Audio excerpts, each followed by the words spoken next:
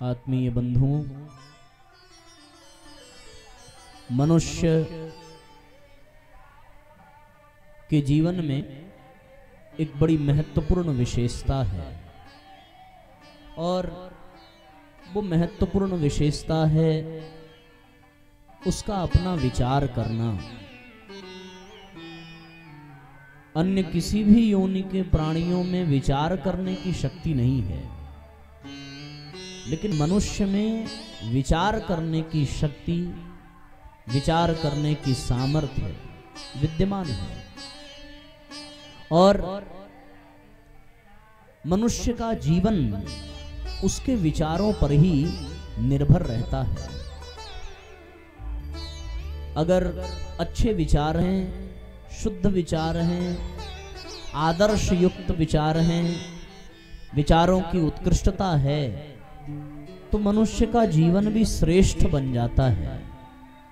और अगर विचार मनुष्य की सोच ओछे स्तर की होती है, निकृष्ट स्तर की होती है, तो उसका जीवन भी निकृष्ट स्तर का बन जाता है। कोई अपनी कद काठी से छोटा बड़ा नहीं माना जाता। कोई अपने धन, अपने अमीरी, अपने गरीबी से छोटा बड़ा नहीं माना जा सकता। न किसी जाति, किसी वर्ण विशेष में आ जाने से कोई व्यक्ति सम्माननीय और बड़ा बन जाता है। बहुत पैसा भी कमा ले, बहुत ऊंचे पद पर हो, इतने भर से वो मनुष्य श्रेष्ठ नहीं हो सकता। ये आज के वर्तमान की विडंबना है कि हम लोग उसी को श्रेष्ठ समझते हैं जो बहुत पैसे वाला है, उसी को श्रेष्ठ समझते हैं जो बहुत ऊंचे पद पर पहुंचा है, उसी को श्रेष्ठ समझते हैं जो बहुत दिखने में सुंदर हो, कद काठी अच्छी हो। पर परम पूज्य गुरुदेव कहते हैं कि वास्तव में वह व्यक्ति ही श्रेष्ठ और महान माना जा सकता है जिसके विचार महान हो, जिसका चिंतन महान हो, जिसकी सोच सकारात्मक हो, जिसके चिंतन से समाज को लाभ मिले, जो अपने चिंतन के द्वारा, अपने पुरुषार्थ के द्वारा, अपने प्रयत्न के द्वारा और अपनी प्रतिभा के द्वारा समाज का हित कर सके। पैसे की दृष्टि से महात्मा गांधी बहुत अमीर नहीं थे, कद काठी की दृष्टि से महात्मा गांधी बहुत मजबूत और पहलवान भी नहीं थे, वस्त्र आभूषण की दृष्टि से एक ही धोती को पहनते थे और एक ही धोती को ओढ़ते भी थे। सामान के नाम पर कमर में एक घड़ी लटकी होती थी, आंख पर एक चश्मा होता था और हाथ में एक लाठी हुआ करती थी। इसके अतिरिक्त कोई विशेष सामग्री भी नहीं थी, लेकिन उनके विचार, उनकी प्रतिभा और उनके चिंतन के कारण हम सब उनको राष्ट्रपिता से संबोधित करते हैं और वो सारे राष्ट्र के पिता के रूप में सम्मान पाते हैं, श्रेय पाते हैं। निश्चित रूप से देश को आजादी दिलाने में बहुत लोगों ने अपना बहुत कुछ बलिदान किया, बहुत लोगों ने बहुत त्याग किया, पर उन सब के त्याग, उन सब के बलिदान में महात्मा गांधी का भी बलिदान, महात्मा गांधी का भी त्याग बहुत अतुलनीय माना जाएगा। असहयोग आंदोलन हो, दांडी यात्रा हो, भारत छोड़ो आंदोलन हो, ये सब जितने हैं, इन सब को महात्मा गांधी के नेतृत्व में संचालित किया गया। उनके विचारों ने उनको राष्ट्रपिता बना दिया। परम पूज्य गुरुदेव कहते हैं कि व्यक्ति के विचार ही उसे श्रेष्ठता के रूप में वर्णित करते हैं।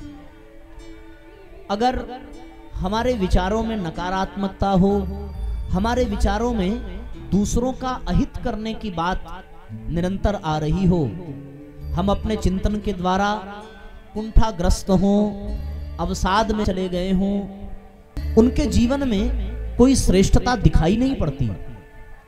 आज सर्वाधिक लोगों की संख्या इसी श्रेणी में आती है।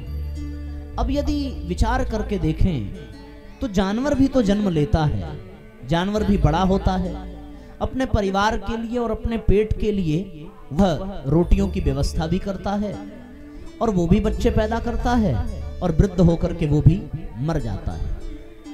अगर केवल इतने भर के लिए ही मनुष्य जीवन को लगाया जाए तो केवल इतने भर से मनुष्य जीवन का लक्ष्य, उसका उद्देश्य, उसकी सार्थकता पूर्ण नहीं होती। जीवन की सार्थकता, जीवन का लक्ष्य, जीवन का उद्देश्य हम तभी प्राप्त कर सकते हैं जब हमारे विचार श्रेष्ठ बने। आज से प्राचीन काल में जब ये माना जाता है कि हमारे देश में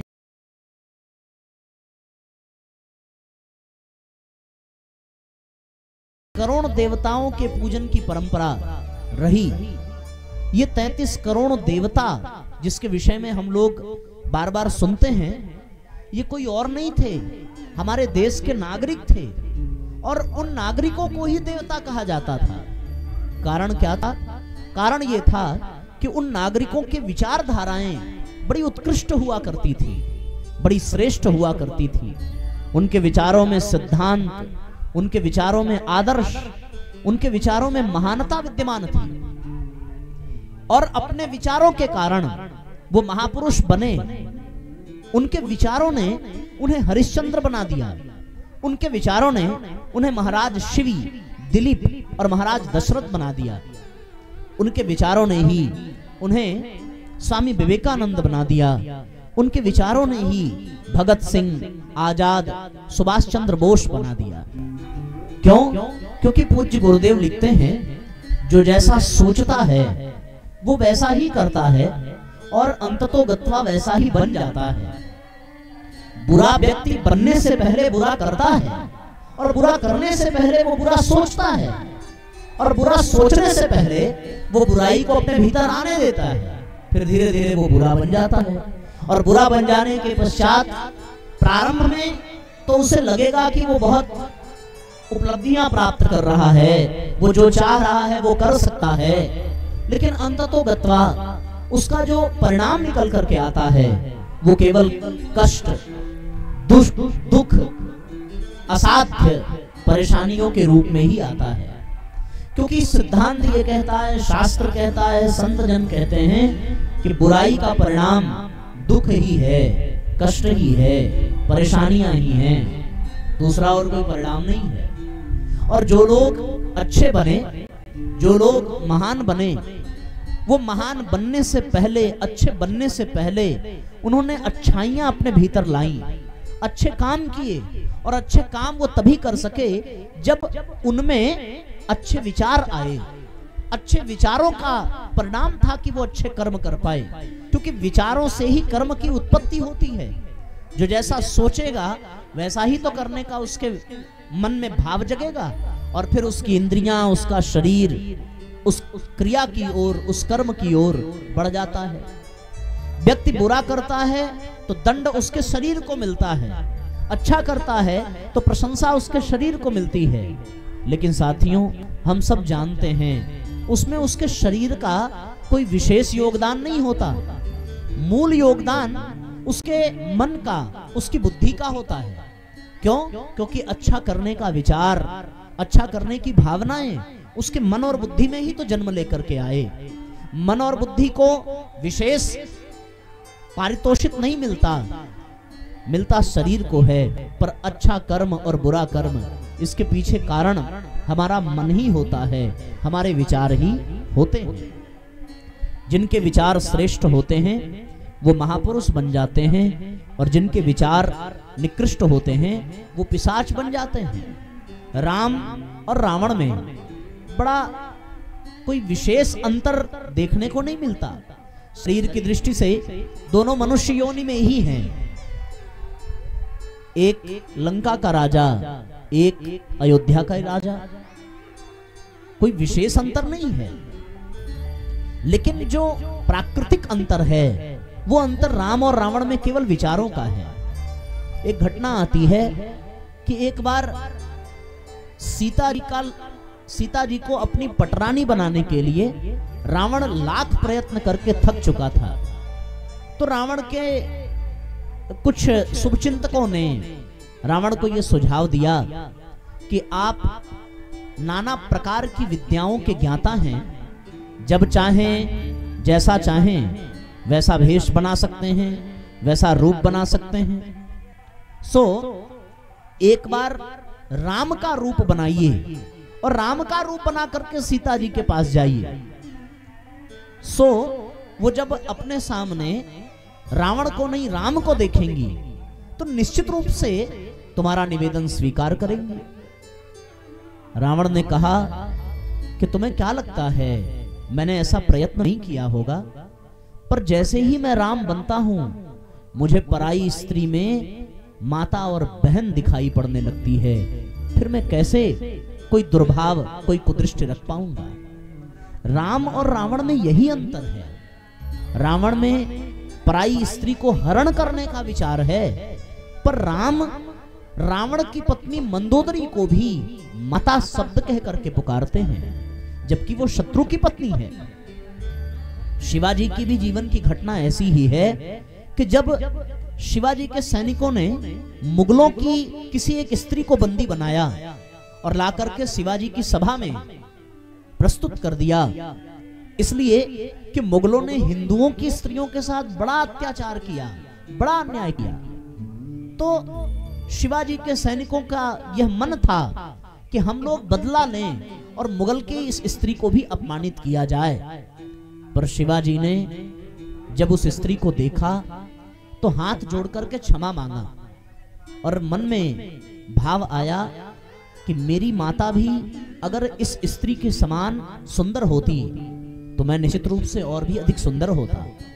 फिर उन्होंने अपने सभा के सदस्यों से कहा कि हमारी लड़ाई मुगलों से है, हम किसी स्त्री जाति के विरोधी नहीं हैं, इसे मुगलों की सभा में सम्मान सहित पहुंचाया जाए।